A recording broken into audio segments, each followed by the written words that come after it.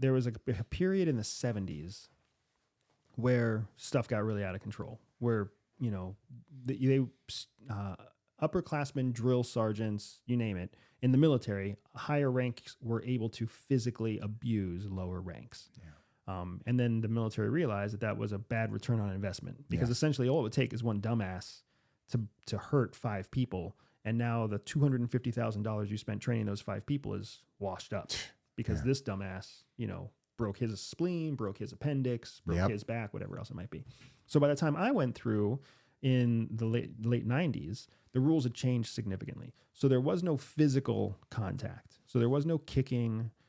If you've ever heard of a soap party, I think it's called a soap party.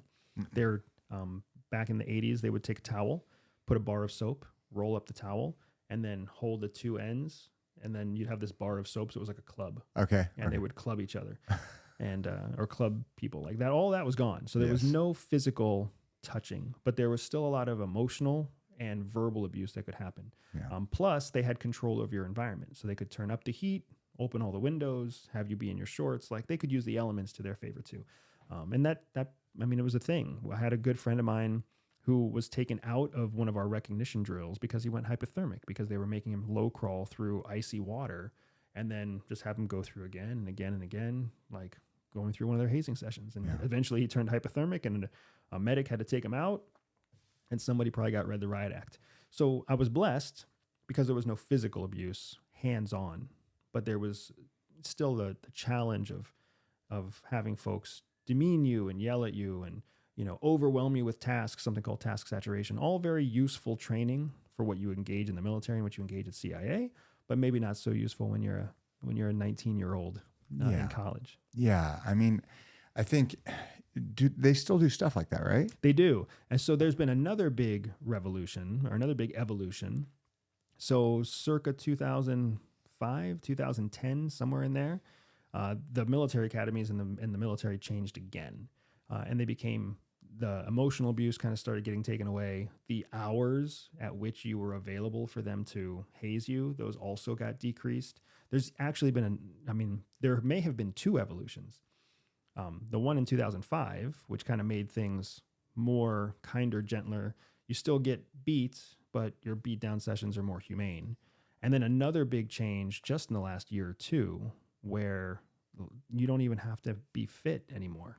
What? Yeah. The military actually now has a program so that people who don't meet the basic requirements to get into the military can still get into the military.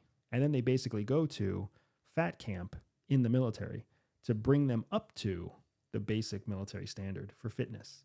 They can also go to a secondary school to bring them up to the basic minimum for knowledge and education. So if you're, like in the past, if you weren't smart enough or if you were overweight, you just didn't qualify.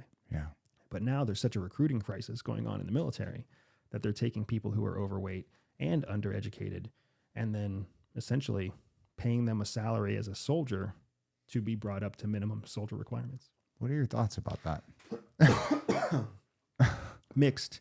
I can see both sides. I can see both sides. I do believe that the warfighter of tomorrow isn't going to look like the warfighter of yesterday, right?